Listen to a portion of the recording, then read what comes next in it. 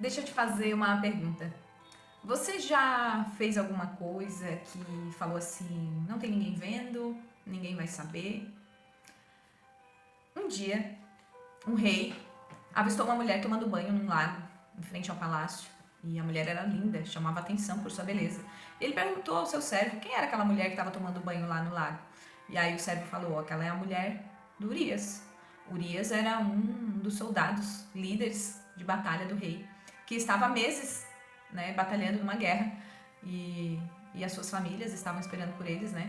E o rei ainda não tinha ido à batalha, ele ainda estava no palácio, mas tinha uma parte dos seus soldados que já estavam em batalha há alguns meses.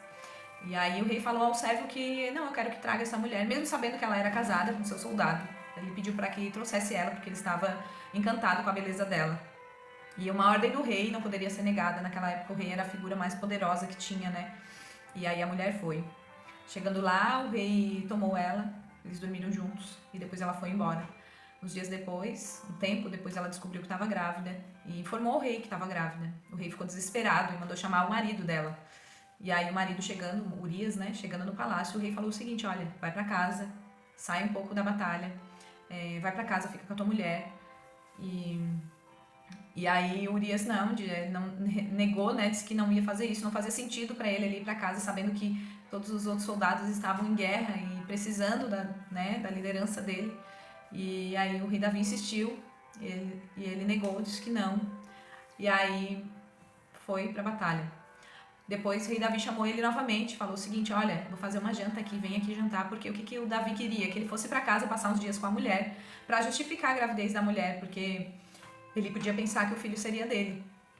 Então ele fez um banquete, chamou Urias para jantar com eles e embriagou Urias, tentando convencê-lo a ir para casa embriagado. Mas Urias era tão leal ao rei, ele era tão leal aos soldados e ao povo israelense que ele não cedeu. Ele dormiu na porta junto com os servos, mas ele não foi para casa. Ele não queria perder o posto de soldado. E ele era genuinamente leal ao rei e ao povo. Então, Davi, que era o rei, pensou que ele não ia ir embora de jeito nenhum, então ele tinha que tomar outra atitude. Foi então que ele teve a ideia de escrever uma carta. Ele escreveu uma carta a Joabe. Joabe era outro líder que estava em batalha, lá onde estava o povo de Israel lutando, né? Onde Urias estava também na guerra. Era um dos líderes junto com Urias. Então, o rei Davi escreveu uma carta, fechou, entregou nas mãos de Urias e falou o seguinte: olha, entrega essa carta a Joabe. Urias foi, ele não leu o que tinha na carta, porque ele era tão leal ao rei que ele não queria se intrometer nos negócios do rei. E aí Urias entregou a Joabe, e o conteúdo da carta, não sabia ele que era a própria sentença de morte de Urias.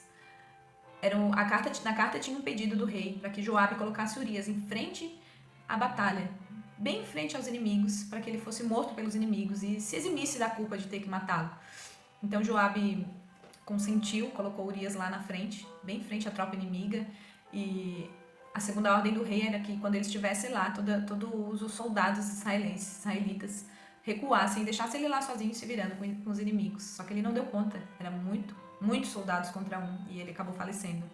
E aí Joabe informou ao rei que Urias tinha falecido, e informou a esposa de Urias também, que estava grávida. E ela se lamentou muito, chorou muito, ficou muito desesperada, triste com a notícia, porque ela amava muito o esposo, apesar de ter ocorrido isso.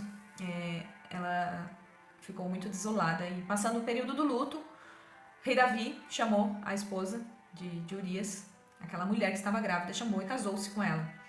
E aí apareceu um profeta na vida de Davi, que era Natã, falando através de parábolas que ele tinha causado muito mal a uma família, que ele ia pagar pelos pecados dele. E aí o rei Davi se arrependeu muito do que ele tinha feito e pediu perdão a Deus. Deus perdoou ele, mas ele tinha que pagar pelo que ele tinha feito. Então aquele filho que ele amava muito, daquela mulher que ele estava esperando muito, uma semana depois ele nasceu doente e morreu. Deus tirou a vida dele. E aí começou uma sucessão de coisas ruins na vida de Davi. Ele perdeu mais 4 filhos depois e, enfim, a família dele toda começou a brigar por poder e as mulheres foram violentadas e foi um caos a vida dele. Deus havia perdoado ele, porém as consequências ele tinha que pagar. porque por um segundo ele achou que ninguém estava vendo e que ninguém ia saber. Mas Deus está sempre nos olhando, olhando nossas atitudes, nossos comportamentos. Ele sabe tudo que tem em nosso coração e Ele quer que a gente fale. E fica um pedido que a gente possa ensinar nossas crianças a encontrarem o caminho do bem, encontrarem a fonte genuína de amor, de sabedoria, que é Deus. Que é tão acessível, tão simples, né? Convidar Deus para a nossa vida. E que essa história fique de lição para quando a gente pensar em botar o pé para fora do caminho, a gente pense que as consequências a gente vai ter que pagar por mais que a gente se arrependa. E que a gente ensine também as crianças o caminho do bem, para que elas não se desviem e que sejam adultos íntegros e que a humanidade seja um pouco melhor do que a nossa. Um beijo.